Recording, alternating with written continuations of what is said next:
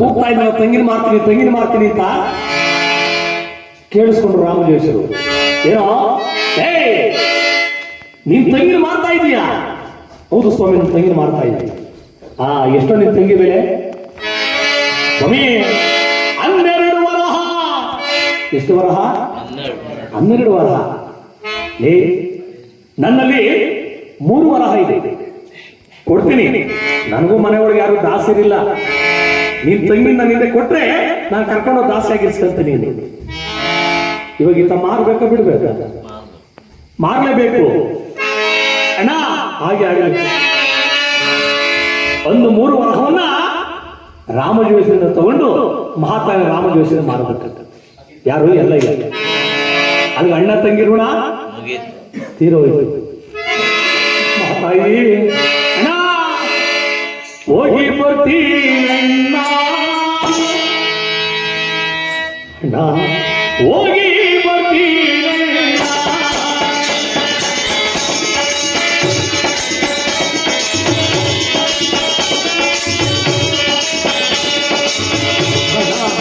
ಹೋಗಿ ಬರ್ತೀನಣ್ಣ.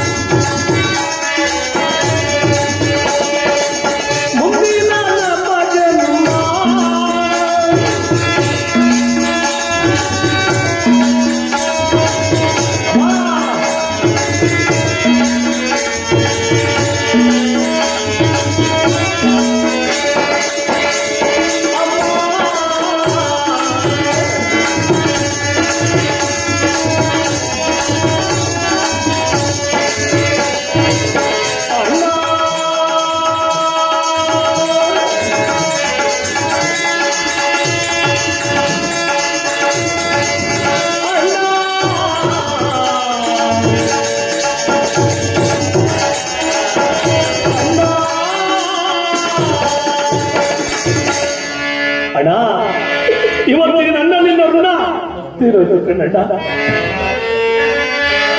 ಮುಂದಿನ ಜನ್ಮ ಅಂತ ಇದ್ರೆ ನಾನು ನಿನಗೆ ತಂಗಿ ಆಗಿರ್ತೀನಿ, ನನ್ನ ಅಣ್ಣನಾಗುತ್ತಣ್ಣ.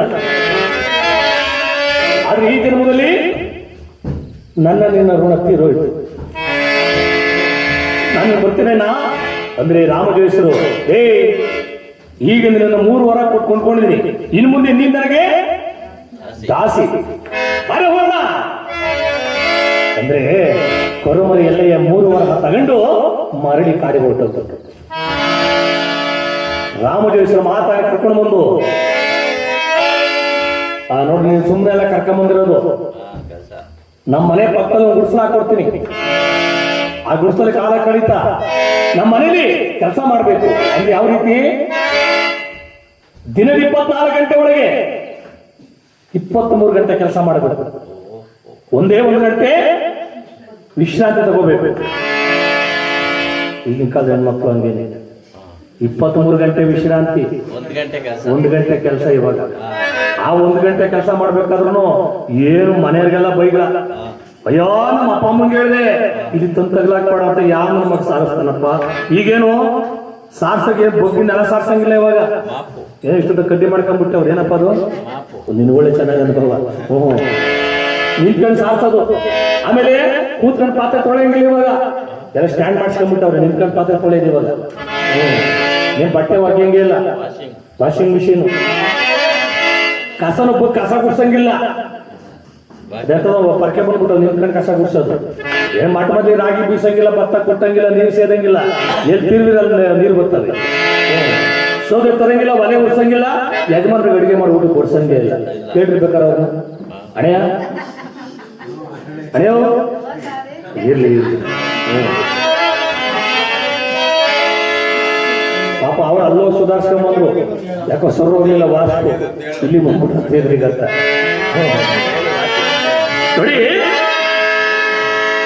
ಆ ರಾಮಜೋಯಿಸ್ ಹೇಳಿದ್ರಂತಲೇ, ದಾಸಿ 23 ಗಂಟೆ ಕೆಲಸ ಮಾಡ್ಕೊಂಡು ಒಂದೇ 1 ಗಂಟೆ ವಿಶ್ರಾಂತಿಯನ್ನು ಪಡಿಬೇಕು, ಗೊತ್ತಾಯ್ತಾ?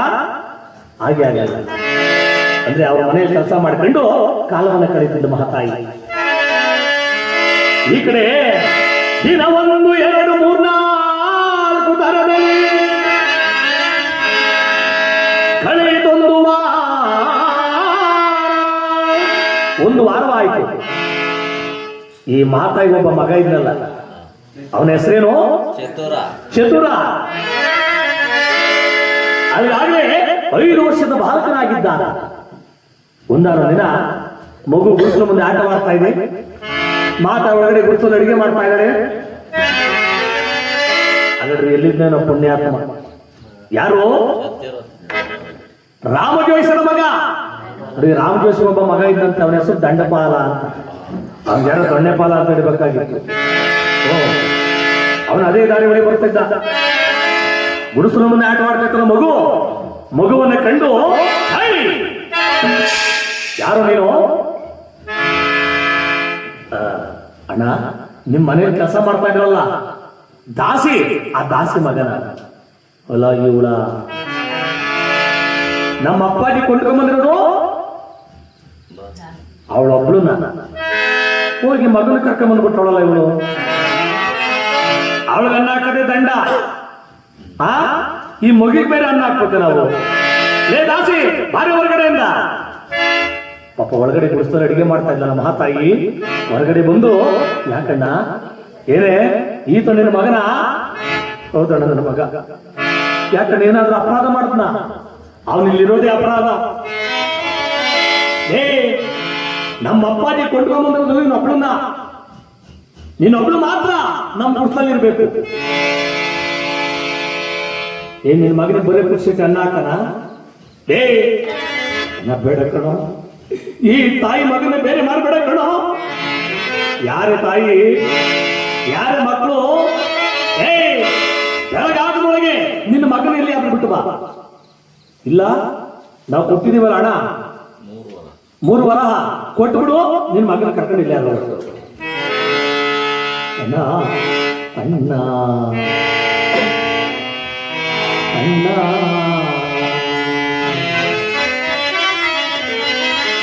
ಬೇಡ ಕಣ್ಣ, ಈ ತಾಯಿ ಮಗನ ಬೇರೆ ಮಾಡಬೇಡ. ಮತ್ತದೇ ಮಾತಾಡ್ತಾ ಇದೀಯಾ? ಬೆಳಗಾದ್ರೊಳಗೆ ನಿನ್ನ ಮಗಳನ್ನು ಕೊಡ್ತಾ ಇರಬಾರ್ದು ಅಂದ್ರೆ ಮಹಾತಾಯಿ ಪರಮಾತ್ಮ ಶ್ರೀರಾಜ ಗಂಡನ ಕಿತ್ಕೊಂಡೆ. ಪಾ ಮಗನಾದ್ರೂ ಕೊಟ್ಟಿದ್ದಿಲ್ಲ ಅಂತ ಮಗನ ಮುಖ ನೋಡ್ಕೊಂಡಿದ್ರೆ ಮಗನ ಕಿತ್ಕೊಂತ ಇದ್ದೀನಪ್ಪ. ಶ್ರೀರಾಜ, ಏನು ನಿನ್ನಲ್ಲಿ ಅನ್ನು ಕಣ್ಣೀರಿಡ್ತಾ. ಪಾಪ ಮಹಾತಾಯಿ ಬೆಳಗಿನ ಜಾವ ಕಸದ ಮಕ್ಕಳ ತಲೆ ಮೇಲೆ ಎತ್ಕೊಂಡು ಕಂಕಲ್ ಮಗುನ ಎತ್ಕೊಂಡಪ್ಪ. ಕಸದ ಮಕ್ಕಳ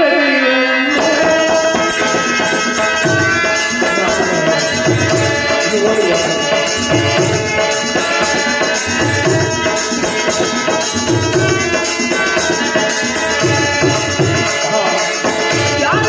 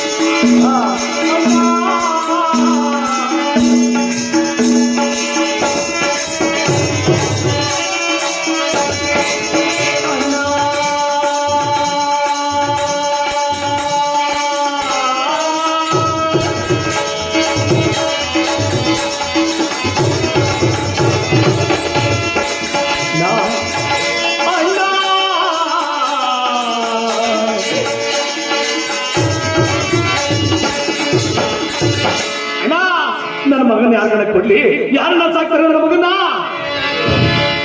ಒಂದು ಬರ್ತಿರುವಾಗ ನೋಡಿ, ಬೆಳಗಿನ ಜಾವ ಆ ದಾರಿ ಒಳಗೆ ಮಡಿವಾಳ ತಿಮ್ಮಶೆಟ್ಟಿ, ಯಾರು ಮಡಿವಾಳ ತಿಮ್ಮಶೆಟ್ಟಿ ಬಟ್ಟೆನ ಮಡಿ ಮಾಡ್ಬೇಕು ಅಂತ ಹೇಳಿ ಬಟ್ಟೆ ಗಂಟೆನ ತಗೊಂಡು ಕತ್ತನೆಲ್ಲ ಹೊಡ್ಕೊಂಡು ಅದೇ ದಾರಿ ಒಳಗೆ ಬರ್ತಾ ಇದ್ದಾರೆ ಬೆಳಗಿನ ಜಾವ. ನೋಡಿ, ಈ ಮಹಾತಾಯಿ ಕಣ್ಣೀರು ಹಾಕುವುದನ್ನ ಕಂಡು, ಅಮ್ಮ ಯಾರಮ್ಮ ನೀನು, ಯಾಕಮ್ಮ ಕಣ್ಣೀರು ಹಾಕ್ತಿದ್ಯಾ?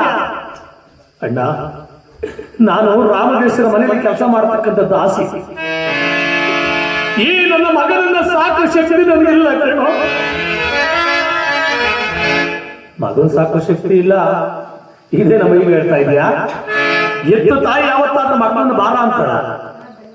ಅಮ್ಮ ಹೋಗ್ಲಿ, ಒಂದ್ ಕೆಲಸ ಮಾಡೋಣ, ನನಗೂ ಮಕ್ಕಳಿಲ್ಲ, ನಿನ್ನ ಮಗು ನನಗೆ ಕೊಟ್ರೆ ನನ್ನ ಮಗನೋ ಬಾಧೆಯಲ್ಲಿ ತಿಳ್ಕೊಂಡು ನಾನು ಸಾಕೊಂತೀನಮ್ಮ. ಅಮ್ಮ ನಿನ್ನ ಮಗ ನನಗೆ ಕೊಡಮ್ಮ ಅಂತ ಕೇಳ್ಕೊಂಡ. ಯಾರು? ಮಡಿವಾಳ ತಿಮ್ಮಶೆಟ್ಟಿ. ಅಣ್ಣ, ನನ್ನ ಮಗನ್ ಕರ್ಕೊಂಡು ಹೋಗ್ತೀರಾ? ನನ್ನ ಮಗನ್ ಸಾಕ್ತೀರಾ? ಓ ಹಾಗಾದ್ರೆ ಕರ್ಕೊಂಡೋಗೋಣ. ಒಂದು ಕಂಕಲ್ಲಿರ್ತ ಮಗುನ ಕೆಳಗಿಳಿಸಿದಾಳೆ. ಆ ಮಗು ಹೇಳ್ತಂತೆ, ಅಮ್ಮ ನನ್ನನ್ನು ಕಳಿಸ್ಬಿಡ್ತೇನೆ ಮಗನೇ, ಇವತ್ತಿಗೆ ತಾಯಿ ಮಗನ ಋಣ ತೀರೋಯ್ತು ಕಣೋ. ನೋಡಪ್ಪ, ನಿನ್ನ ಎತ್ತು ತಾಯಿಯಾಗಿ ನನ್ನ ಹತ್ರ ಕೊಡೋಣ ಅಂದ್ರೆ ಬಾಕಿ ಏನೂ ಇಲ್ಲ ಕಣಪ್ಪ ನನ್ನ ಹತ್ರ. ನಿನ್ಗೊಂದು ಮಾತು ಹೇಳ್ತೀನಿ ಕೇಳೋ. ಏನಮ್ಮ, ನಿನಗೆಷ್ಟೇ ಕಷ್ಟ ಬಂದ್ರು, ಎಷ್ಟೇ ನಷ್ಟವಾದ್ರು ಅಸತ್ಯ ಕಲಿಬೇಡ, ಮೋಸ ಮಾಡಬೇಡ, ಕಳ್ತನ ಮಾಡಬೇಡ, ಸುಳ್ಳು ಹೇಳ್ಬೇಡ. ಇಲ್ಲ ಕಣಮ್ಮ, ಅಮ್ಮ ನಿನ್ನ ಹೊಟ್ಟೆಲಿಟ್ರು ನಾನು ಆ ಕೆಲಸ ಮಾಡ್ಕೊಂಡೇನೆ, ಮಾಡೋದ ಕಣೆ.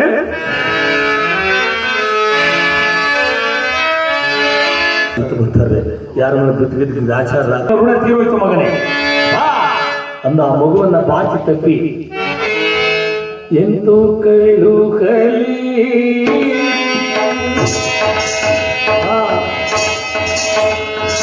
ಸುಧನ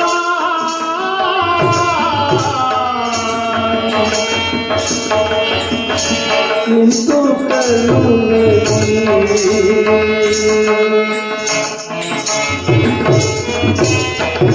ಅಯ್ಯೋ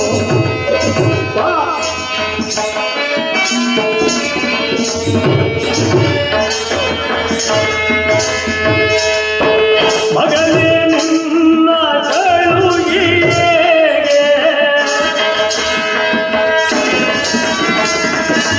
ಅಯ್ಯೋ ಮಗನೇ ನಿನ್ನ ಕಳುಹಿಗೆ ಬರಲೇನೋ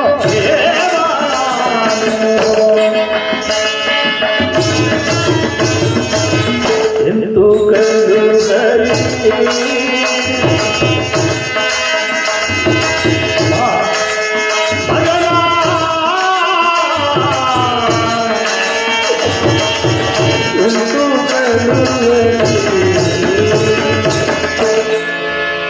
ಯಾವ ರೀತಿ ಕಳಿಸಪ್ಪ ನಿನ್ನ ಅಂದ್ರೆ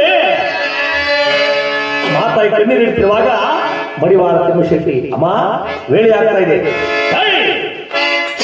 ಕೆಲಸ ಮಾಡಿದ ಮಗುನ ಅಂತ ಮಡಿವಾಳ ತಿಮ್ಮಶೆಟ್ಟಿ ಬಾಲಕರನ್ನ ಕರ್ಕೊಂಡು ಹೋಗ್ತಾ ಇದ್ರೆ ಅಲ್ಲಿಗೆ ತಾಯಿ ಮಗುನ ಬೇರೆ ಮಾಡಬೇಕು. ಮಹಾತಾಯಿ ಕಸವನ್ನು ಹೊಲಕ್ಕಾಕಿ ಮರಳಿ ರಾಮಗೇಶ್ವರ ಗುಡಿಸಲು ಬರ್ತಾ ಇದ್ದಾರೆ. ಪಾಪ ನೋಡಿ, ಇತ್ತ ಗಂಡನೂ ಇಲ್ಲ, ಮಗನೂ ಇಲ್ಲ. ಏ ಪರಮಾತ್ಮ, ಶ್ರೀರಾಜ, ಈ ಪಾಪಿ ಜನ್ಮನಿಂದ ಯಾಕಪ್ಪ ಉಳಿಸಿದ್ಯಾ ಅಂತ ಗಂಡ ಮಕ್ಕಳೇ ಹೋದ್ಮೇಲೆ ನಾನು ಯಾಕೆ ಗೊತ್ತಿರ್ಬೇಕು? ಒಂದು ಕಣ್ಣೀರಿಡ್ತಾ ಓಡಾಡ್ದ ಆ ಮಹಾತಾಯಿ ರಾಮಗೇಶ್ವರ ಗುಡಿಸಲಿ ಬಂದ್ರೆ ಈ ಕಡೆ ನೋಡಿ, ದೇವಸ್ಥಾನ ಬಾಗಿಲ ಕೂತ್ಕೊಂಡು ಭಿಕ್ಷೆ ಬೇಡ್ತಾ ಇದ್ದಲ್ಲ, ಯಾರು? ಸತ್ಯವರ್ತನ ಬರವ ಎಲ್ಲಿ ಬರ್ತಾ ಇದ್ದಾನೆ? ಭಿಕ್ಷೆ ಬೇಡ್ತಾ ಬೇಡ್ತಾ ಬೇಡ್ತಾ ಬೇಡ್ತಾ ತನ್ನ ಹೆಂಡತಿ ಗುಡಿಸಲು ಮುಂದೆ ಬರ್ತಾ ಇದ್ದಾನಂತೆ. ಯಾವ ರೀತಿ ಬರ್ತಾ ಇದ್ದಾನೆ? ಅಮ್ಮ ಭಗವತಿ ಭಿಕ್ಷಾಂದೇವಿ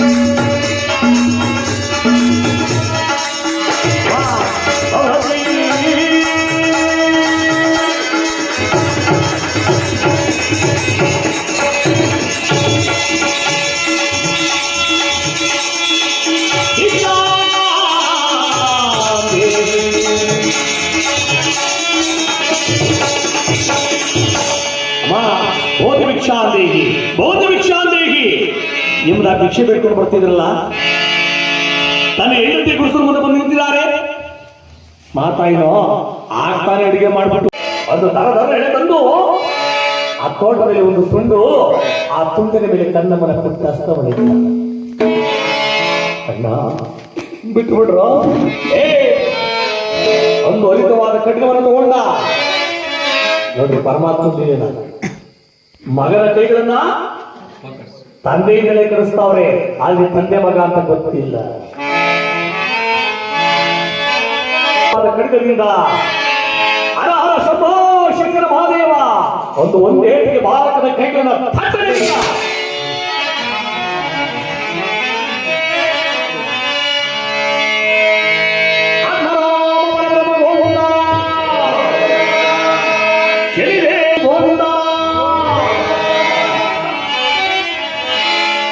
ಈ ಕಡೆ ಬಾಲಕ ಅಮ್ಮ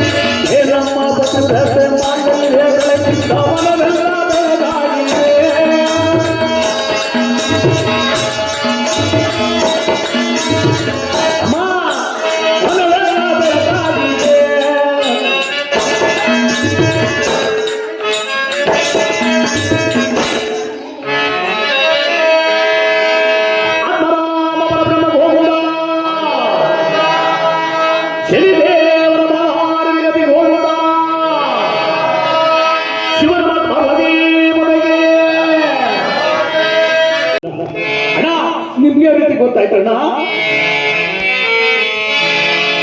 ಅಮ್ಮ ನನ್ನ ಕನಸಿನಲ್ಲಿ ಕಂಡೆ ಕಣಮ್ಮ, ನಮ್ಮ ತೋಟದಲ್ಲಿ ಕೆಲಸ, ನೀನೇ ಅವರ ಹೆಂಡತಿ, ಇವನೇ ನಿಮ್ಮ ಮಗ ಎಂಬುದರ ವಿಚಾರವನ್ನ ನನ್ನ ಕನಸಿನಲ್ಲಿ ಕಂಡೆ ಅಣ್ಣ. ಈ ವಿಚಾರವನ್ನ ಯಾರ ಹತ್ರ ಬಾಯ್ಬಿಡಬೇಡಿ ಕಣೋ, ನಮ್ಮ ಯಾರ ಹತ್ರ ಬಾಯ್ಬಿಡಲ್ಲ. ಆದ್ರೆ ನೋಡಮ್ಮ, ಇಲ್ಲಿವರೆಗೂ ನೀವು ಗಂಡ ಹೆಂಡತಿ ಮಗ ಬೇರೆ ಬಾಳಿದ್ದು ಸಾಕು. ಇನ್ನು ಮುಂದೆ ನೀವು 3 ಜನ ಒಂದಾಗಿ ಕಾಲವನ್ನು ಕಳಿಬೇಕು ಅಂತ ನನ್ನ ಆಸೆ. ಅಂದ್ರೆ ಆ ರಾಮಗೇಶರು ಒಂದು ದೊಡ್ಡ ಗುಡಿಸಲನ್ನು ಹಾಕೊಟ್ರು. ಆಗ ನೋಡ್ರಿ 3 ಜನ ಒಂದಾದಂತೆ. ಯಾರು? ಸತ್ಯವ್ರತ, ಚಂದ್ರಹಾಸ್ಯ, ಬಾಲಕ ಅಂದ್ರೆ ಚತುರ. ಈ 3 ಜನ ಒಂದಾದ್ರು. ಆದ್ರೆ ನೋಡಿ, ರಾಮ ಜೋಯಿಸರು ಬಿಟ್ರೆ ಇನ್ಯಾರಿಗೂ ಗೊತ್ತಿಲ್ಲ ಇವ್ರ ಗಂಡ ಹೆಂಡತಿ ರಾಜರಾಣಿಯರು ಅಂತ. ಆ ಗುಡಿಸಲಲ್ಲಿ, ಒಂದೇ ಗುಡಿಸಲಲ್ಲಿ 3 ಜನ ಕಾಲವನ್ನು ಕಳಿತಿರುವಾಗ ದಿನ 1, 2, 3, 4 ತರದಲ್ಲಿ ಹೀಗೆ ಕಳೆದೊಂದು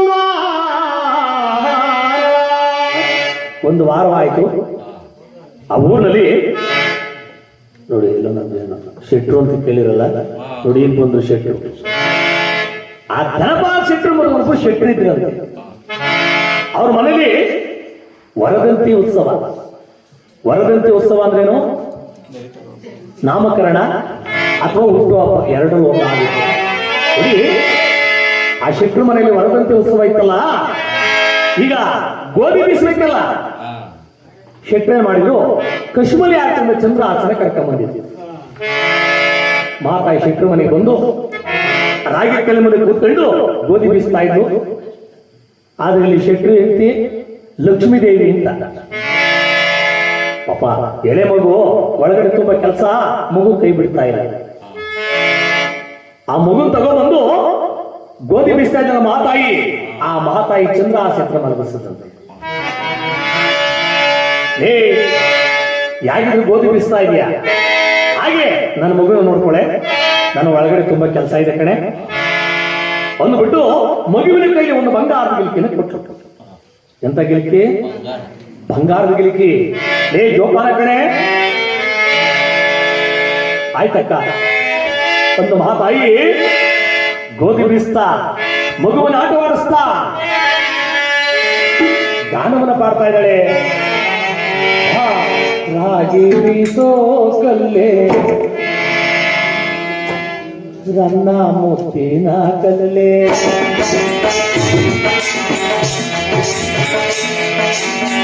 ರಾಗಿ ಬೀಸೋ ಕಲ್ಲೇ ರನ್ನ ಮುತ್ತಿನ ಕಲ್ಲೇ,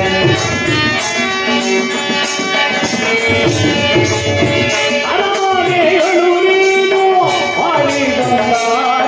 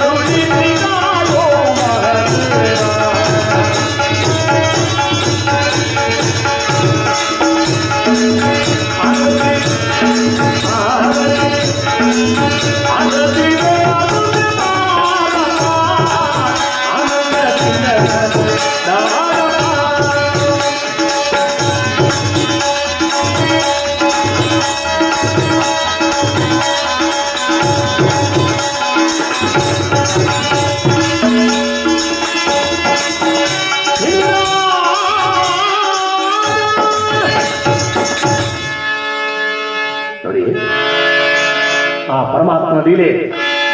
ಸೂರಸೇನ ಮಹಾರಾಜ ಶನಿದೇವರನ್ನ ಕಂಡು ಆಹಾ ಪರಮಾತ್ಮ ತಮ್ಮ ಪಾದ ಸ್ಪರ್ಶದಿಂದ ಈ ನಮ್ಮ ಅರಮನೆ ಪಾವನವಾಯಿತು. ಏಕೆಂದ್ರೆ ಶನಿದೇವರು ರಾಜ್ಯಕ್ಕೆ ಬರೋದು ಹುಡುಗಾಟವೇ. ಸ್ವಾಮಿ ನೀವು ಬಂದ ಕಾರಣ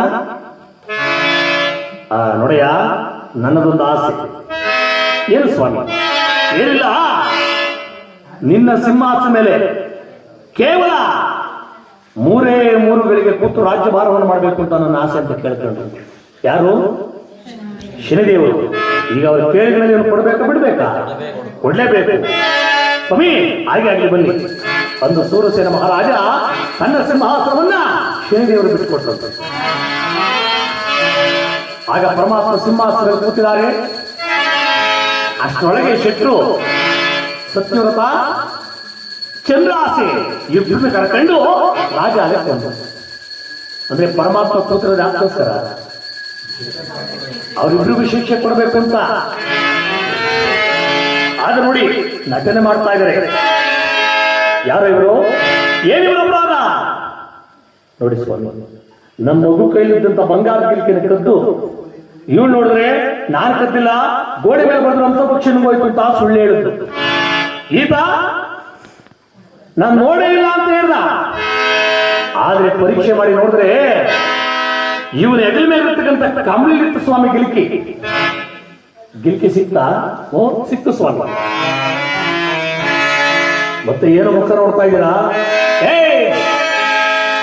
ಕತ್ತಿದ್ರು ಕೂಡ ಕತ್ತಿಲ್ಲ ಅನ್ನತಕ್ಕಂಥ ಅವಳ ನಾಲಿಗೆಯನ್ನ ಕತ್ತರಿಸಿ ನೋಡಿದ್ರು ಕೂಡ ನೋಡಿಲ್ಲ ಅಂತ ಹೇಳಿದ್ನಲ್ಲ, ಅವನೇ ಅವಳ ಕಣ್ಣನ್ನ ಕೀಳಿದಾಗ ಆಕೆ ಮಾಡಬೇಕು. ಈ ಕಡೆ ಶನಿದೇವರ ಆ ಪ್ರಭಾವದಂತೆ ಮಾತಾಯ ಕುಸುಮಲೆ ಆಡ್ಕೊಂಡ ಚಂದ್ರಾಸಿ ನಾಲಿಗೆಯನ್ನ ಹರ ಶತೋ ಶಿಖರ ಮಹಾದೇವ ಒಂದೇಟಿಗೆ ಸತ್ಯವ್ರತ 2 ಕಣ್ಣುಗಳನ್ನ ಮೀಟಿದ್ದಾರೆ. ಈ ಕಡೆ 3 ಜನ ದೇವ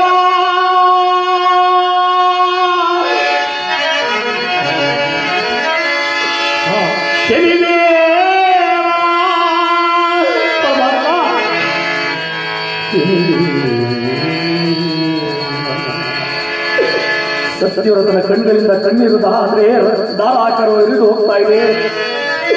ಮಾತಾಯಿ ನಾಲಿಗೆಯಿಂದ ಹರಿದು ಹೋಗ್ತಾ ಇದೆ. ಇಲ್ಲಿ ಬಾಲಕನಿಗೆ 2 ಕೈಗಳಿಲ್ಲ.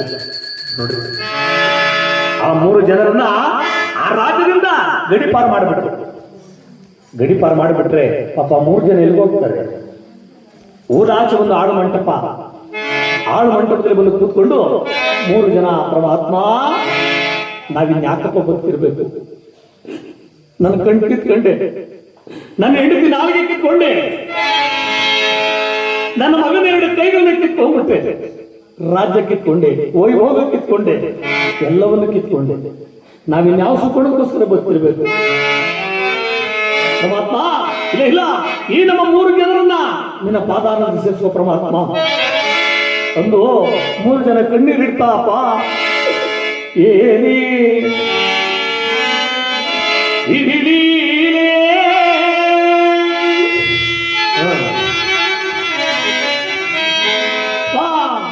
ಶೋಕ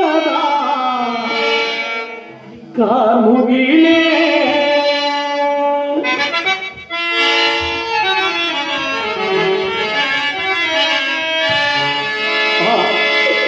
ಏನಿ ವಿಧಿಲೀಲೆ ಯೋಗದ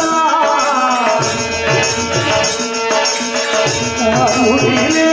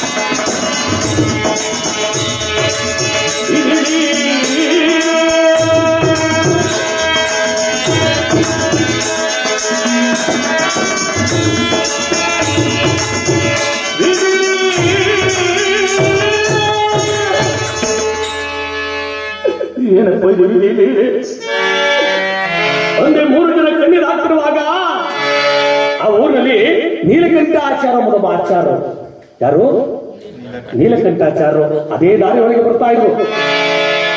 ಪಾಪ ಈ 3 ಜನ ಕಣ್ಣೀರು ಹಾಕ್ತಾ ಇದ್ರಲ್ಲ ಅದನ್ನ ಕಂಡು ಆ ನೀಲಕಂಠಾಚಾರ್ಯ ನೋಡಿದ್ರಂತೆ. ಪಾಪ ಅಯ್ಯೋ ನಿಮ್ಮ ನೋಡ್ತಾ ಇದ್ರೆ ಏನು ಅನಿಸ್ತಾ ಇದೆ ಕಣ್ರಯ್ಯ, ಬಂದು ನಮ್ಮ ಮನೆಗೆ ಹೋಗೋಣ, ನಾನು ಗುಡಿಸ್ಲಾಕ್ ಕೊಡ್ತೀನಿ, ಆ ಗುಡಿಸಲು ನೀವು ಜೀವನ ಮಾಡ್ಕೊಂಡು ನಿಮ್ ಕೈಲಾದ ಕೆಲಸ ನಮ್ಮ ಮನೇಲಿ ಮಾಡಿರಂತ ಬಂದ್ರಪ್ಪ ಅಂತ ಹೇಳ್ಬಿಟ್ಟು ನೀಲಕಂಠಾಚಾರ್ಯ ತನ್ನ ಮನೆ ಹತ್ರ ಕರ್ಕೊಂಡ್ಬಂದು ಮನೆ ಪಕ್ಕದ ಗುಡಿಸ್ಲಾಕ್ ಕೊಟ್ಟಿದ್ದಾರೆ. ಈ 3 ಜನ ಆಚಾರ ಮನೆ ಒಳಗೆ ಕೆಲಸ ಮಾಡ್ತಿದ್ರು, ಕೊಲ್ಮೆ ಕೆಲಸ ಮಾಡ್ತಾ ಇದ್ರು. ಅಂದ್ರೆ ನಾಲ್ಗೆದ ಮಹಾತಾಯಿ ಕಾದ ಕಬ್ಬಿಣವನ್ನು ಬಡಿತಾ ಇದ್ರು. ಇನ್ನು 2 ಕಣ್ಣುಗಳ ಕುರುಡ ಸತ್ಯವಂತ ತಿಥಿಯನ್ನು ಒತ್ತುತ್ತಾ ಇದ್ದ. ಇನ್ನು 2 ಕೈಗಳ ಬಾಲಕ ಮಣ್ಣ ಕೈಗಳಿಗೆ ಕಡ್ಡಿನ ಕಟ್ಕೊಂಡು ಹಸುಕರುಗಳನ್ನು ಮೇಯಿಸ್ತಾ ಇದ್ದ. ಹೀಗೆ 3 ಜನ ಕಾಲವನ್ನು ಕಳಿತಿರುವಾಗ ಇಲ್ಲಿ ಸೂರಸೇನ ಮಹಾರಾಜನ ಸಿಂಹಾಸನ ಕೂತ್ಕೊಂಡಿದ್ರಲ್ಲ ಯಾರು, ಶನಿದೇವರು. ಅವ್ರು ಕೇಳ್ಕೊಂಡಿದ್ದ ಎಷ್ಟುಗಳಿಗೆ? 3 ಗಳಿಗೆ. ಆ 3 ಗಳಿಗೆ ಆಗೋಯ್ತಲ್ಲ, ಆಗ ನೋಡಿ ಪರಮಾತ್ಮ ಹೇಳಿದಂತೆ, ನೋಡಯ್ಯ ಇವತ್ತಿನ ನನ್ನ ಆಸೆ ಪೂರೈಸಿತು, ಇನ್ನು ಮುಂದೆ ನಿನ್ನ ಸಿಂಹಾಸನ ನಿನ್ನೆ ಕೂತ್ಕೊಂಡು ರಾಜ್ಯಭಾರವನ್ನು ಮಾಡ, ನಾನು ಬರ್ತೀನಿ ಪರಮಾತ್ಮ ಗಗನ ಮಾರ್ಗಕ್ಕೆ ಅದೃಶ್ಯರಾದ್ರೆ ಅಲ್ಲಿಗೆ ಶ್ರೀದೇವರು ಕುಳಿತು ಬಿಟ್ಟಿರ್ತಕ್ಕಂಥ ಸಿಂಹಾಸನ ಅಂದ್ರೆ ಹುಡುಗಾಟ. ಪರಮಾತ್ಮನ ನೆರಳು ಬಿದ್ದರೆ ನಾವು ಇರೋದು ಕಷ್ಟ, ಅಂತದ್ರಲ್ಲಿ ಅವರು ಕುಳಿತು ಬಿಟ್ಟಿರ್ತಕ್ಕಂಥ ಸಿಂಹಾಸನ ಮೇಲೆ ಬಂದು ಸೂರಸೇನ ಮಹಾರಾಜ ಕೂತ್ಕೊಂಡ್ರಂತೆ. ಕೂಡಲೇ ಆತನಿಗೆ ಉದರಬಾಧೆ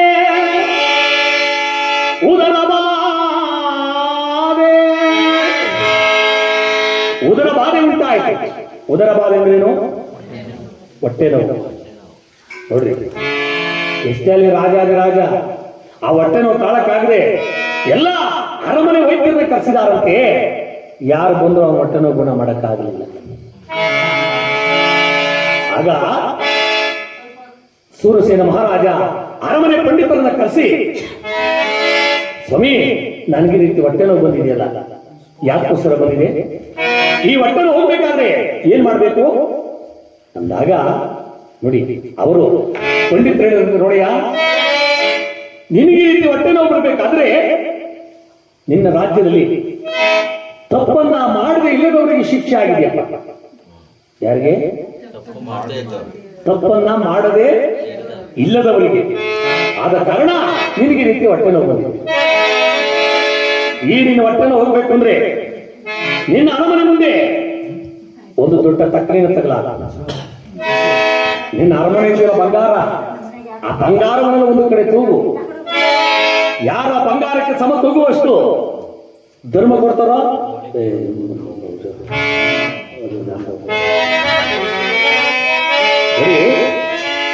ಈ ಕಡೆ ಯಾರು ಧರ್ಮವನ್ನು ಕೊಡ್ತಾರಲ್ಲ ಆ ಧರ್ಮ ಬಂಗಾರ ಎರಡು ಸಮನ ನಿಂತಾಗ ನೀನು ಹೊಟ್ಟೆ ಹೋಗುತ್ತಪ್ಪ ಅಂತ ಹೇಳಿ ಕೂಡಲೇ ಸೂರಸೇನ ಮಹಾರಾಜ ಬೆಂಗಳೂರವನಿಗೆ ಹೇಳಿದ್ದಾನೆ. ಬೆಂಗಳೂರವನಾದ ಸೌರಾಷ್ಟ್ರ ದೇಶದಲ್ಲೂ ಸಾರಿದ್ದಾನೆ. ಏನಿಲ್ಲ, ಸೂರಸೇನ ಮಹಾರಾಜ ದೊಡ್ಡ ತಕ್ಕಲಿನ ತಗಲಾಕ ಅರಮನೆಯಲ್ಲಿರುವ ಬಂಗಾರವನ್ನು ಒಂದ್ ಕಡೆ ತೂಗ್ಬಿಟ್ಟು, ಅರಮನೆಯಲ್ಲಿ ಸುಮಾರಾಗಿತ್ತ ಬಂಗಾರ ಎಲ್ಲ ಒಂದ್ ಕಡೆ ತೂಗಿದ್ರು. ಈ ಬೆಂಗಳೂರ ಸಾರಿದ್ದನ್ನು ಕೇಳಿಸ್ಕೊಂಡು ಏನ್ 100 ಜನ 1000 ಜನ ಬಂದು ಅರಮನೆ ಮುಂದೆ ಸೇರ್ಕೊಂಡ್ರು. ಅದ್ರ ಧರ್ಮ ಕೂಡ ಒಬ್ಬರ ಮುಂದೆ ಬರಲಿಲ್ಲ. ಅದರ ಅಲ್ಲಿದ್ದೇನೆ ಏನ್ರಿ ಎಂದು ಕಥೆ ಪ್ರಾರಂಭ ಮಾಡುವ ಜನ, ನಂದು ಜಾಗ ಇದು, ನಂದು ಜಾಗ, ಜಾಕೆ ಕಿತ್ತಾಡ್ಬಿಟ್ರು. ಬತ್ತಾ 12 ಗಂಟೆ 2 ಗಂಟೆ ಆದ್ರೆ ನೋಡ್ತೀವಿ ಬಟಾ ಬೋಯ್ದು. ತಿರ್ಗಾಲಿ ನೋಡ್ರಿ ಅಲ್ಲಿ ತಾಕೊಂಡು ಹೀಗಿದೆ ಈಜಿಗೆ ಬಂದ್ರು. ಜಾಗ ಮಾಡ್ಕೊಂಡು ಬಂದವ್ರು ಈಗೆಲ್ಲ 200 ವರ್ಷ ತೊಡಿ ಸುಂದಿರ್ರಿ. ಪಲಾರ ಅಂತ ನೋಡಿ. ಯಾವ ಊರ್ಗ್ ಹೋದ್ರು ಹಂಗೆ ಏನು ಮಾಡಕ್ಕಾಗಲ್ಲ. ಇಲ್ಲನ ಪರವಾಗಿಲ್ಲ, ಎಲ್ಲ ಮಗ ತೊಳ್ಕೊಂಡು ಬಂದವ್ರು ಗಟ್ಟಿ ಹೇಳ್ಕೊಂಡು. ಇನ್ನು ಕೆಲ ಕಡೆ ನೋಡ್ಬೇಕು, ಪಾರ್ಮಿಸ್ ಹಂಗೆ ಇರ್ತವೆ, ಹಣ್ಣು ಕಿಸ್ರ ಹಂಗೆ ಇರ್ತವೆ. ಅಣೆಯ ಚೆರ್ಪು ಅಂತ ಅದು ಕಂತ್ರಿಗೆ ಒಂದು ಮೊಗೆ ಹಾಸ್ಕೊಂಡ್ಬಿಡ್ತಾರೆ. ಯಾಕೆ? ಮಗಿಂದೊಂದು ಪಾಲು, ಅಣೆಯ ಮಗಿಂದೊಂದು ಪಾಲು, ಅಣೆ ಇನ್ನೊಂದು ಪಾಲು, ಇನ್ನೊಂದಾರ್ಗಮ್ಮ ಮನೆಗೊಂದು ಮಗ ಅದೇ ಯಾವ್ದು ಅದೇ ಮೀಸೆ ಮಗ. ಅದು ಮನೆ ಕೊಂಡ್ಬಿಡ್ತಾರೆ. ರಾತ್ರಿ ಎಲ್ಲ ಕಂಡುಕೊಡ್ತಿ ಕುಡಿದು ಬಿಟ್ಟು ಆ ಮಗಿನೊಂದು ಪಾಲು ಕೊಡೋಣ ಅಂತದೆ. ನೋಡಿ ಮಹಾತಾಯಿ 3 ಪಾಲು ಇಸ್ಕೊಂಡು ಹೋಗ್ಬಿಡ್ತಾರೆ ಕಣಪ್ಪ. ಏನಪ್ಪ ಆದ್ರೆ ಆ ಮಹಾನುಭಾವರ ಲೀಲೆ. ಈ ಕಡೆ ಎಲ್ಲರೂ ಬಂದು ನಿಂತು ನೋಡ್ತಾ ಇದ್ದಾರೆ ಹೊರತು ಧರ್ಮ ಕೊಡೋದಕ್ಕೆ ಯಾರು ಮುಂದೆ ಬರಲಿಲ್ಲ. ಆದ್ರೆ ಈ ಡಂಗೂರ ಸಾರಿದ್ದನ್ನ ಈ 3 ಜನ ಕೇಳಿಸ್ಕೊಂಡಿದ್ರು. ಯಾರು? ಸತ್ಯವ್ರತ, ಚಂದ್ರಾಸೆ, ಬಾಲಕ.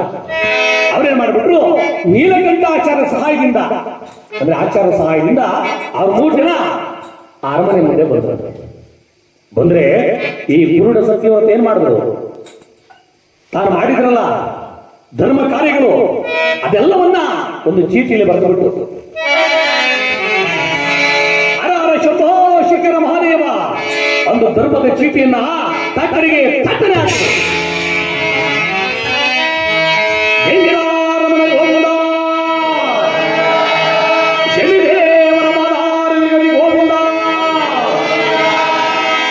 ಯಾವಾಗ ಆ ಧರ್ಮದ ಚೀಟಿನ ತಕ್ಕಡಿಗೆ ಹಾಕಿದ್ರು, ಆ ಧರ್ಮದ ತಕ್ಕಡಿ ಕೆರೆ ಕೂತ್ಕೊಂಡು ಬಂಗಾರ ತಮ್ಮ ತಕ್ಕಡಿ ಮೇಲೆ ತಿರುಗಿತು. ಜನ ಎಲ್ಲ ನಿಂತ್ಕೊಂಡು ನೋಡಿದ್ರು, ಏನಯ್ಯ ಇದು, ಕಳ್ತನ ಮಾಡಿ ಕಣ್ಣನ್ನ ಕಳ್ಕೊಂಡ್ರು ಕೂಡ ಈತನಲ್ಲಿ ಇಷ್ಟೊಂದು ಸತ್ಯ, ಇಷ್ಟೊಂದು ಧರ್ಮ. ಅಂದ್ರೆ ಸೂರಸೇನ ಮಹಾರಾಜನಿಗೆ ಬಂದಿರೋ ಹೊಟ್ಟೆ ನೋವು ಹೋಗ್ಲಿಲ್ಲ. ಯಾಕೆಂದ್ರೆ ತಕ್ಕಡಿ ಏರುಪೇರಾಯ್ತು. ಧರ್ಮ ಜಾಸ್ತಿ ಆಯ್ತು, ಬಂಗಾರ ಕಡಿಮೆ ಆಯ್ತು, ತಕ್ಕಡಿ ಏರುಪೇರಾಯ್ತು. ತಕ್ಕಡಿ 2 ತಕ್ಕಡಿ ಸಮನ ನಿಲ್ಲಬೇಕು. ಬಂಗಾರ ಧರ್ಮ ಆಗ ಮಾತ್ರ ಹೊಟ್ಟೆ ಹೋಗ್ಬೇಕಾದ್ರೆ. ಆಗ ಸೂರಸೇನ ಮಹಾರಾಜ, ಅಮ್ಮ ಇಲ್ಲಿ ಸೇರ್ತಕ್ಕಂಥ ಹೆಣ್ಣು ಮಕ್ಕಳು ಯಾರಾದ್ರೂ ತಮ್ಮ ಮಾಂಗಲ್ಯದಿಂದ ಈ 2 ತಕ್ಕಡಿನ ಸಮನಾಗಿಸುತ್ತಾ ಅಂತ ಕೇಳ್ಕೊಂಡ. ಅವ್ರ ನಂದಿದ್ದೆ ತಡ. ಅಲ್ಲಿದ್ರಲ್ಲಿ ಹೆಣ್ಮಕ್ಳು ಅಲ್ಲಿ ನಾನು ಮುಂದೆ ಅಂದ್ಬಿಟ್ಟು ಅವ್ರ ಒಳ್ಳೆಗಿದ್ದ ಮಾಂಗಲ್ಯ ಕಿತ್ತು ತಕ್ಕಡಿಗೆ ಎಸ್ಕೊಳ್ತಾರೆ. ಈಗಲವ್ರು ಹಂಗೆ ಮಾಡೋದು. ಶಿಟ್ಟು ಬಂದು ಅವ್ರಿಗೆ ಕಿತ್ತು ಎಸಿತಾರೆ, ಬೇಕು ಕಟ್ಕೊಂತಾರೆ. ಯಜಮಾನ ಬೇಕು ಅಂತ ಏನಪ್ಪ ಮಂಜಣ್ಣ ಮಾಂಗಲ್ಯನೇ ಹಾಕೊಳ್ಳಲ್ವಾ? ಅಲ್ಲ, ಅವ್ರು ಹಾಕೊಳ್ಳೋರನ್ನ ಮಾಂಗಲ್ಯ ಗಂಡಸ್ರೇ ಸಾಮಾನ್ಯದವರಲ್ಲ.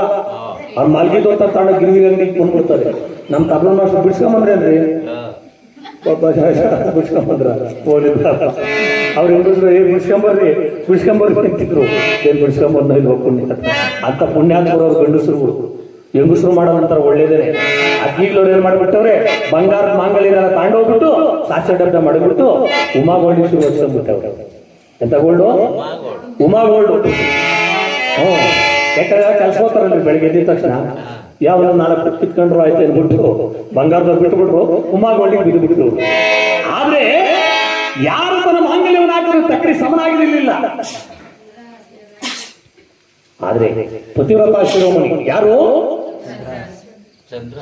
ಚಂದ್ರಾಸೆ ಗಂಡ ಕಟ್ಟಿರ್ತಕ್ಕಂಥ ಮಾಂಗಲ್ಯವನ್ನ ಗಂಡನಿಂದಲೇ ಕಲ್ಪಿಸಿಕೊಂಡು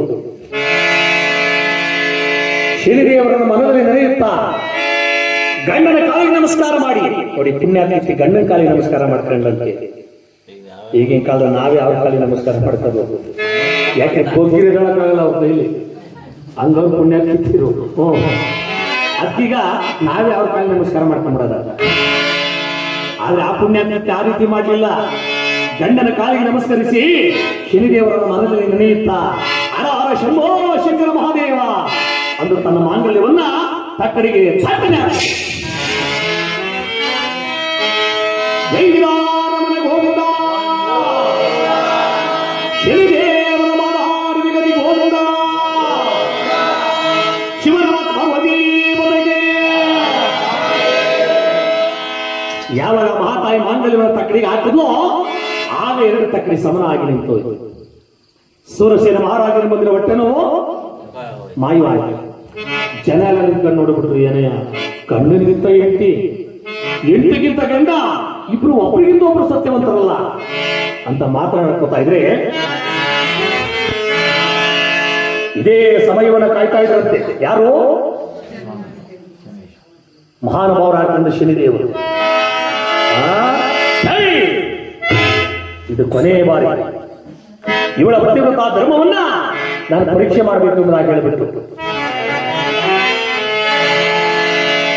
ಗಗನ ಮಾರ್ಗವನ್ನು ಬಿಟ್ಟು ಯಾರ ಕಣ್ಣು ಕಾಣುವಂತೆ ಒಂದು ಸೂಕ್ಷ್ಮವಾದ ರೂಪದಲ್ಲಿ ಬಂದು ಆ ತಕ್ಕಡಿನ ಹಾಕಿ ಜಗಿಸಿ ತುಳಿತಾ ಇದ್ದಾರೆ.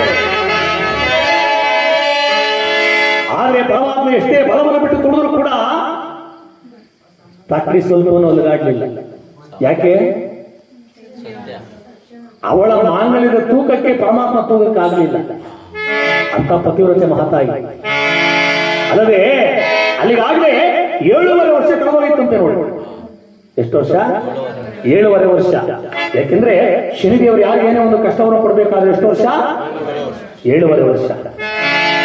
ಇಲ್ಲ ಇನ್ನು ಮುಂದೆ ನಾನು ಇವರಿಗೆ ಕಷ್ಟವನ್ನು ಕೊಡುವ ತರವಲ್ಲ. ಆಗ ಪ್ರಸನ್ನರಾಗಿದ್ದಾರಂತೆ ಪರಮಾತ್ಮ ಹಾಡ್ಕೊಂಡು ಶನಿದೇವರು. ನೋಡಿ ಅವರಿಗೆ 2 ರೂಪ, ಒಂದು ಉಗ್ರ ರೂಪ, ಒಂದು ಸೌಮ್ಯ ರೂಪ. ಮೊದಲು 7.5 ವರ್ಷಗಳ ಕಾಲ ಉಗ್ರ ರೂಪದಲ್ಲಿದ್ದಂತ ಪರಮಾತ್ಮ ಆಗ ಸೌಮ್ಯ ರೂಪದವರಾಗಿ ಅದೇ ತಕ್ಕಡಿ ಒಳಗೆ ಥಟ್ಟನೆ ಪ್ರತ್ಯಕ್ಷರಾಗಿದ್ದಾರೆ. ಬ್ರಹ್ಮ ಗೋವಿಂದ, ಶನಿದೇವರ ಮಾದಾರ್ವಿಗತಿ ಗೋವಿಂದ. ಮಹಾನುಭಾವರು ಅದೇ ತಕ್ಕಡಿ ಒಳಗೆ ಪ್ರತ್ಯಕ್ಷರಾಗಿರುವಾಗ ಎಲ್ಲರೂ ಶನಿದೇವರನ್ನ ಕಂಡು ಹೇ ಪರಮಾತ್ಮ ಆರತಿ ಮಗ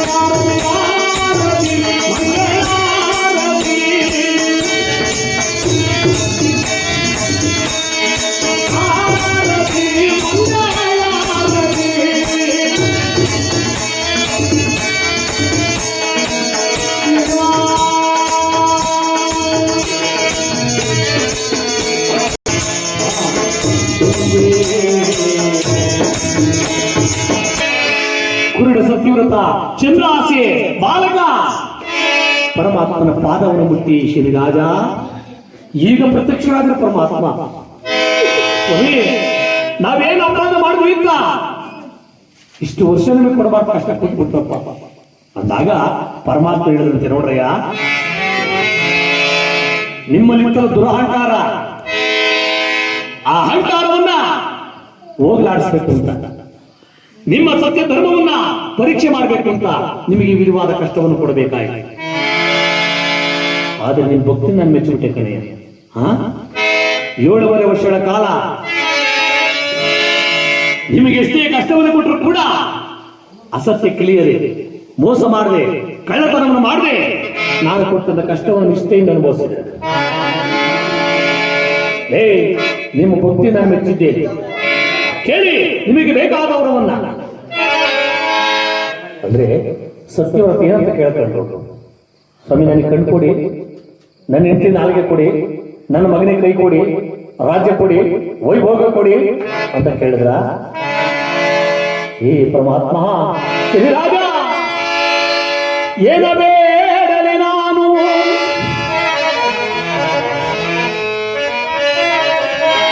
ಏನು ಬೇಡಪ್ಪ ನಿಮ್ಮನ್ನ ನಿಮ್ಮ ಭಾಗ್ಯ ನನಗೆ ಇನ್ನೇನು ಬೇಡ ಆದ್ರೆ ಒಂದು ಮಾತು ಏನಪ್ಪ ಏನಿಲ್ಲ ನನಗೆ ಕೊಟ್ಟಲ್ಲ ಈ ಕಷ್ಟ ಈ ಕಷ್ಟವನ್ನ ಮುಂದೆ ಹುಡುಕತಕ್ಕಂತ ನರಮಾನವರಿಗೆ ಕೊಡುವುದಿಲ್ಲ ಅಂತೇಳಿ ಭಾಷೆ ಕೊಡಿಸುವ ಕೇಳಿದ್ರು ಆಗ ಪರಮಾತ್ಮ ನಗುತ್ತಾ ಹೇಳ್ತಾ ಇದ್ರಲ್ಲ ಕಣಯ್ಯ ನಿಮಗೆ ಬೇಕಾದ ವರವನ್ನು ಕೇಳದೆ ಪರರಿಗೆ ಬೇಕಾದ ವರವನ್ನು ಕೇಳ್ತಾ ಇದ್ರಲ್ಲ ನಿಮ್ಮ ಸತ್ಯ ಧರ್ಮವನ್ನು ನಾನು ಎಷ್ಟೆಂದು ಕೊಂಡಾಡಲಿ ಆದ್ರೆ ಇನ್ನು ಮುಂದೆ ಯಾರು ಈ ನಿಮ್ಮ ಕಥಾಭಾಗವನ್ನ ಮನೆಯಲ್ಲಿ ಓದಿಸುವರು ಯಾರು ಓದುವರು ಯಾರು ಭಕ್ತಿ ಇಟ್ಟುಕೊಂಡು ಕೇಳುವರು ಅರ್ಧ ಬರ್ಧ ಕೇಳಿರೋರಲ್ಲ ಆಮೇಲೆ ನಮಗೂ ಸೇರ್ಸ್ಕೊಂಡ್ರೆ ದಾಸರಿಂದ ಆಮೇಲೆ ಹಂಗು ನಿಮ್ಮನ್ನು ಸೇರ್ಸ್ಕೋಬೇಕು ನಂಗಿದ್ರೆ ಮಂಗಳಾರತಿ ತಟ್ಟಿಗೆ ತಪ್ಪು ಕಾಣಿಕೆ ಹಾಕ್ಬೇಕು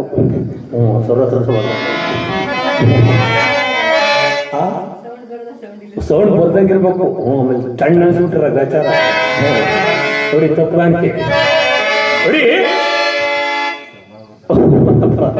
ಯಾರು ಓದಿಸುವರೋ ಯಾರು ಓದುವರೋ ಯಾರು ಕೇಳುವರೋ ಅಂತವರ ಜನ್ಮರಾಶಿ 12ನೇ ಕನ್ಯಾ ರಾಶಿ ನಾನು ಬಂದರೂ ಕೂಡ ಅವರಿಗೆ ಯಾವುದೇ ರೀತಿಯ ಕಷ್ಟ ನಷ್ಟಗಳು ಮಾಡುವಂತೆ ಸುಖ ಸಂತೋಷದಿಂದ ಕಾಪಾಡಿದ ಭಾಷೆಯನ್ನು ಕೊಟ್ಟಿದ್ದಾರೆ ಅದರಂತೆ ನಿನಗೆ ಕಣ್ಣುಗಳು ಬರಬೇಕು ನಿನ್ನ ಹೆಂಡತಿಗೆ ನಾಲಿಗೆ ಬರಬೇಕು ನಿನ್ನ ಮಗನಿಗೆ 2 ಕೈಗಳು ಬರಬೇಕು ಮೊದಲಿಗಿಂತ ಅತಿಶಯವಾದ ರೂಪ ಅತಿಶಯವಾದ ಉಡುಪು ಬುರ್ಲಿಂಗರಾಯ ಪರಮಾತ್ಮ ಆಶೀರ್ವಾದವನ್ನು ಮಾಡುವಾಗ ಕೂಡಲೇ ಸತ್ಯವ್ರತನಿಗೆ ಕಣ್ಣುಗಳು ಪ್ರಾಪ್ತವಾಯಿತು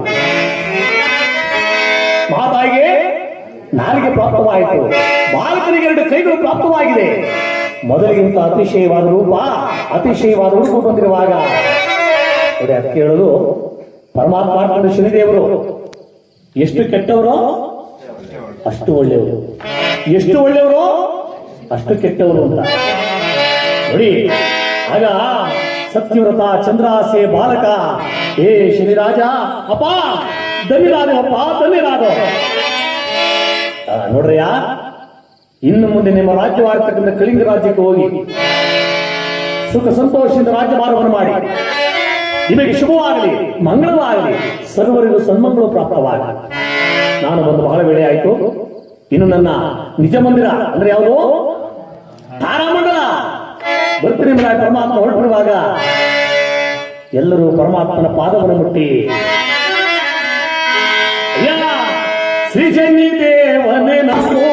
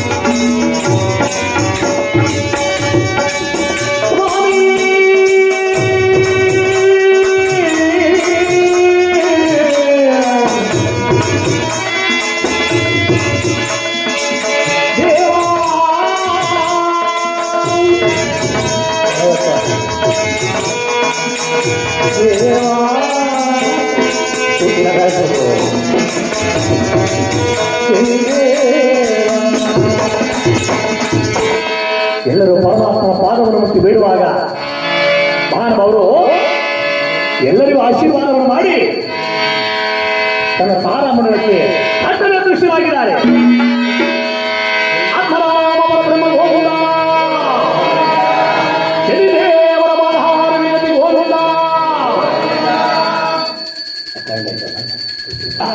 ಸೂರಸೇನ ಮಹಾರಾಜನಿಗೆ ಗೊತ್ತಾಯ್ತಂತೆ ಏನಂತ, ಇವನ ತಂಗಿ ಈತ ನನ್ನ ಭಾವ ಅಂತ ಆಗ ಸೂರಸೇನ ಮಹಾರಾಜನಿಗೆ ಗೊತ್ತಾಯ್ತು.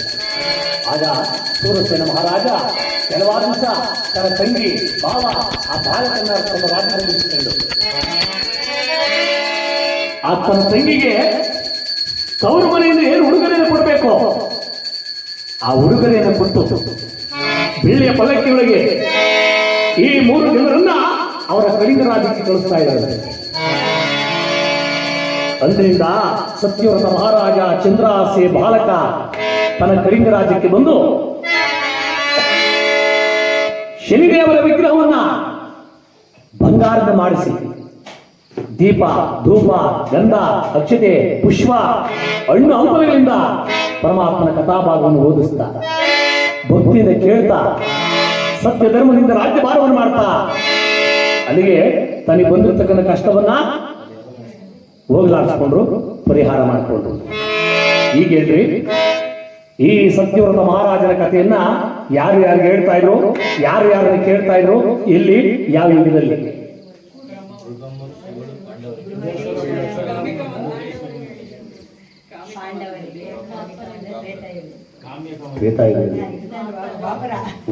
ಅರ್ಧ ಪಾಲ್ ಸೇರ್ಪು ಕೊಡ್ತೀನಿ ಕೊಡ್ರಪ್ಪ ಸೇರ್ಪ ನೋಡಿ. ಈ ಸತ್ಯವ್ರತ ಮಹಾರಾಜನ ಕಥೆಯನ್ನ ದ್ವಾಪರ ಆಗಿರಲಿ ಪಾಂಡವರಾದ್ರು ಕೂತ್ಕೊಂಡು ತಮ್ಮ ಗುರುಗಳಾಗಿರ್ತಕ್ಕಂಥ ಭೃಗುದೇಶ್ವರ ಮನೇಶ್ವರ ಬಾಯಿಂದ ಕಾಮಿಕಾವನದಲ್ಲಿ ಈ ಸತ್ಯವ್ರತ ಮಹಾರಾಜನ ಕಥೆಯನ್ನು ಕೇಳಿ ಪಾಂಡವರು ಕೂಡ ಅಲ್ಲಿಗೆ ತಮಗೆ ಬಂದಿರತಕ್ಕಂಥ ಕಷ್ಟವನ್ನ ಹೋಗಲಾಡಿಸಿಕೊಂಡ್ರು. ಅದೇ ರೀತಿ ಇವತ್ತಿನ ದಿವಸ ನಿಮ್ಮ ತಂದೆ ಶ್ರೀಮತಿ ಗೌರಮ್ಮ ಅಂದ್ರೆ ದಿವಂಗತ ಗೌರಮ್ಮ ಹಾಗೂ ದಿವವರ ಈ ಸುಗೃಹದಲ್ಲಿ ಮಹಾನುಭಾವರಾದಂತ ಶನಿದೇವರ ಕಥಾಭಾಗವನ್ನ ಏರ್ಪಡಿಸಿದ್ರು. ಪರಮಾತ್ಮ ಅವರ ಪುತ್ರ ಪುತ್ರಿಯರಿಗೂ ಸೊಸೆಯಂದಿರಿಗೂ ಅಳಿಯಂದಿರಿಗೂ ಮೊಮ್ಮಕ್ಕಳಿಗೂ ಅವರ ಬಂಧು ಬಾಂಧವರಿಗೂ ಆಗಲಿ ಸೇರ್ತಕ್ಕಂಥ ಎಲ್ಲ ಭಕ್ತ ಮಹಾಶಯರಿಗೂ ಮಹಾನುಭಾವರಾದ ಶನಿದೇವರು, ಮನೆ ದೇವರು ವೀರಭದ್ರ ಸ್ವಾಮಿ, ಮುದ್ರಕಾಳಮ್ಮನವರು, ಅವರ ಸಕುಟುಂಬಕ್ಕೂ ಕೂಡ ಒಳ್ಳೆಯ ಆರೋಗ್ಯ, ಐಶ್ವರ್ಯ, ಸಕಲ ಸಂಪತ್ತನ್ನು ಕೊಟ್ಟು ಕಾಪಾಡೋದ್ರಿಂದ ಬೇಡಿಕೊಳ್ಳುತ್ತಾ ಪರಮಾತ್ಮನ ಕಥಾಭಾಗಕ್ಕೆ ಮಂಗಳವನ್ನು ಪಾಡೋಣ.